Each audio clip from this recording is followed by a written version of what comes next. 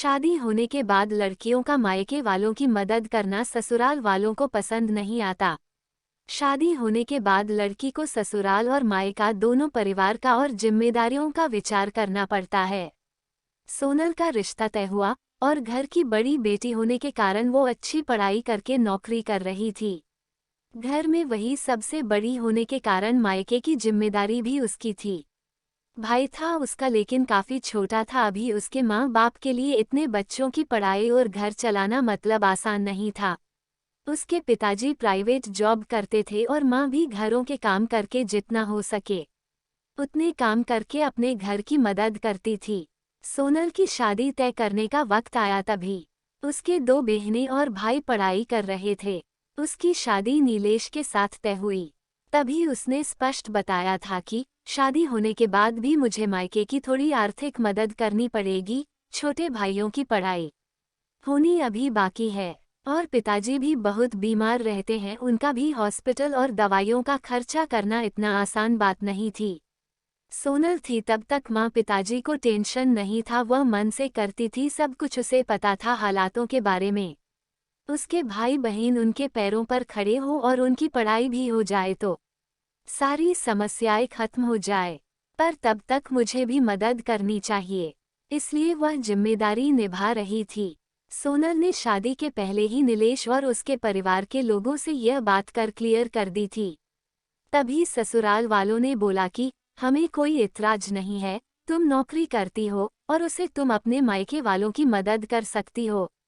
नीलेश ने तो बोला कि सोनल मैं भी तुम्हारे साथ हूँ, तुम नौकरी करके मायके वालों की मदद कर सकती हो, मेरी तरफ से भी कोई इतराज नहीं है। तभी लगे तो मैं भी तुम्हारे भाइयों को और मायके वालों की मदद करूँगा। यह मेरा भी तो कर्तव्य है। हमारे दोनों फैमिली शादी के बाद मेरे लिए समान होगी। ऐसे में दोनों परिवार की जिम्मेदारी निभाना मेरी भी होगी। तुम टेंशन मत लो। नीलेश के ये बोल सोनल को बहुत अच्छे लगे। मेरे होने वाले पति की सोच कितनी अच्छी है, कितना सोचते हैं मेरे मायके के लोगों के लिए। वह भावुक हो गई। उनके विचार सुनकर थोड़े दिन बाद उनकी सगाई हो गई। सोनल के मायके वालों ने सोनल की शादी सभी की उपस्थिति में की। हमारी बेटी को इतना अच्छा जीवन साथी मिला, ये देखकर सोनल के पिताजी खुश हो गए। सोनल ने शादी के पहले ही घर वालों को नीलेश के विचार बता दिए थे। उस वजह से घर वालों को लगता था कि सोनल नीलेश के साथ सुखी संसार कर सकती है। उसके ससुराल वाले भी अच्छे हैं। शादी होने के बाद सोनल घर और नौकरी की जिम्मेदारी अच्छे से निभा रही थी। इतना ही नहीं, नीलेश के आने जाने वाले मेहमानों का भी आदर सम्मान अच्छे से करती थी। हर एक जिम्मेदारी वो अच्छे से निभा रही थी। ससुराल और मायका दोनों फैमिली को वो समान ही मानती थी। ससुराल के लोगों को तो उसने अपना बना लिया था। सब अच्छा चल रहा था, पर नया नया ही सब अच्छा था। बाद में उनका असली रूप नीलेश और उसके घर वालों का स्वभाव सोनल के सामने आया। वो कहावत है ना, हाथी के दांत खाने के अलग और दिखाने के अलग होते हैं, ऐसे लोग थे वह। सोनल के ससुराल वालों को भी पैसे देती थी, बचत भी करती थी, खर्च भी करती थी। उसे भी समझ था अपना ही घर है ये। उसे सभी बातों की और जिम्मेदारियों का एहसास था, इसलिए खुद पर पैसे खर्च नहीं करती थी। ससुराल और खुद का सब करके वह थोड़ी मदद अपने भाइयों के लिए करती थी। उनकी पढ़ाई चालू थी, पढ़ाई मतलब थोड़े पैसे तो चाहिए ही ना। पर यह नीलेश को भी पसंद नहीं था और उसके मायके वालों को सोनल मदद करती थी, इसलिए नीलेश चिल्लाता था। ये वही आदमी था जिसने खुद ने शादी के पहले बोला था कि वक्त आने पर मैं भी मदद करूंगा। उसकी मदद की अपेक्षा सोनल को नहीं थी।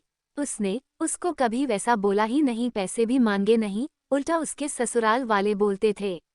तभी सोनल की माँ बोली, सोनल तुम्हारी भी गृहस्थी है, तुम्हारे पास से पैसे मांगने के लिए अच्छा नहीं लगता, पर परिस्थिति ही वैसे आ गई थी। उसकी माँ को बहुत बुरा लगता था। उसकी 2 नंबर की बहनें पार्ट टाइम जॉब करने की शुरुआत की, इसलिए अब उसका अपने मायके वालों को पैसे देना सास को बिल्कुल पसंद नहीं था। वो तो सभी को बताती थी कि सोनल जॉब करती है, सभी पैसे मायके में देती है। सोनल को अच्छा नहीं लगता था, पर करे तो भी क्या। उसे भी पता था कि अपने मायके की परिस्थिति ठीक नहीं है। थोड़ी बहुत मदद की तो क्या हुआ, मुझे कहाँ जिंदगी भर मदद करनी है। भला आज ना कल भाई की पढ़ाई पूरी होकर तो वो अच्छी नौकरी करेगा, माँ बाप की जिम्मेदारी अच्छे से निभाया और बहनें तो अपने ससुराल चली जाएगी। ऐसा सोनल उसके मन को समझा रही थी। वो किसी भी प्रकार की नेगेटिव बातों का भी विचार ना करते हुए सिर्फ दोनों फैमिली का भला चाहती थी। इतना ही नहीं, सोनल नीलेश के माता पिता का हॉस्पिटल और मेडिसिन का खर्चा उठाती थी। नीलेश तो कभी पूछता भी नहीं था, सब सोनल ही देखती थी। उसे हमेशा उसकी सास बोलती थी, किया तो क्या हुआ, वह उसका कर्तव्य है। पर ऐसे नहीं बोलती थी कि मायके की मदद करना भी एक कर्तव्य है, यह मात्र भूल गई थी। दोनों साइड का विचार वह करती ही नहीं थी। कई दिनों बाद सोनल के पिताजी उनको छोड़कर चले गए, तब भी वह हारी नहीं, सब मैनेज कर रही थी। सोनल मायके वालों की मदद अभी भी करती है, ये सब पता चला तब नीलेश ने उसे बहुत डांटा। सास ससुर ने भी डांट लगाई, तभी सोनल शांत ना रह पाई। वह भी पढ़ी हुई और नौकरी करने वाली लड़की थी, नीलेश से ज्यादा कमाने वाली। दोनों परिवार की आर्थिक समस्या वह संभालती थी। उस दिन उसे भी उनके बोलने का गुस्सा आया। सोनल बोली, अगर लड़की ने ससुराल की मदद की तो चलेगा और मायके की मदद की वह क्यों नहीं चलता? ऐसा क्यों? मेरे मायके वाले हमें मदद मत करो ऐसा बोलते हैं, क्योंकि वह मेरे गृहस्थी का विचार करते हैं। मैं मदद करती हूँ, मेरे फैमिली के लिए और मेरे भाइयों के लिए मेरी जिम्मेदारी है और मैं निभा रही हूँ। इसमें क्या गलत कर रही है? भलार जिस माता पिता ने मुझे इतना कष्ट करके पढ़ाया बड़ा किया, आज मैं उनकी वजह से ही इतनी बड़ी पोस्ट पर हूँ, अच्छा खासा कमा रही हूँ। तो मायके में जरूरत होने पर थोड़े दिन मैंने आर्थिक मदद की तो क्या हुआ? और हूँ मैं आपका भी सब करती हूँ, हमारी गृहस्थी और भविष्य इसका विचार करके बचत भी जमा कर रही हूँ। ये सब बातें सोनल की सुनकर उसके ससुराल वाले उसे कुछ भी नहीं बोल पाए। कुछ दिनों बाद में सोनल की सास बहुत बीमार हुई। उनकी बेटी उनको पैसे चाहिए थे तो खुद ने आधे पैसे भरने के लिए तैयार हुई। तब सोनल बोली, दीदी हम दोनों हैं, नीलेश और मैं देखते हैं पैसों का, आप चिंता मत करो।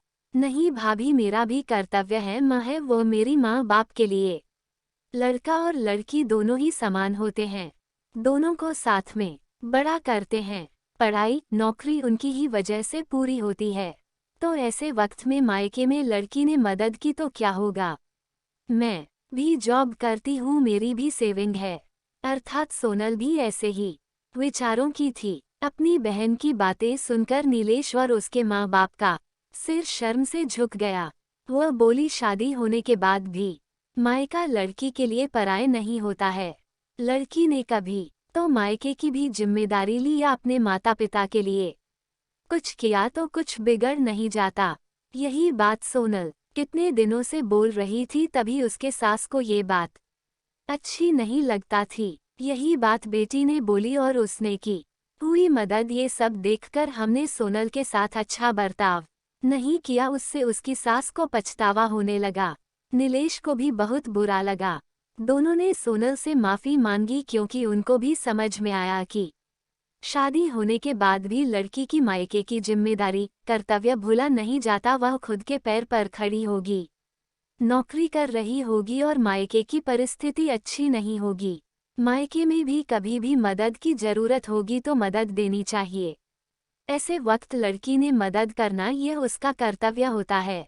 उसके लिए दोनों परिवार समान होते हैं। इन सब में सिर्फ उसको ससुराल वालों ने समझ के उसका साथ देना चाहिए, यही उनकी अपेक्षा रहती है। शादी हो गई इसलिए मायका उसके लिए महत्व का नहीं, ऐसा भी नहीं है ना। लड़की की ससुराल के प्रति जिम्मेदार होती है, वैसे ही मायके की जिम्मेदारी भी होती है।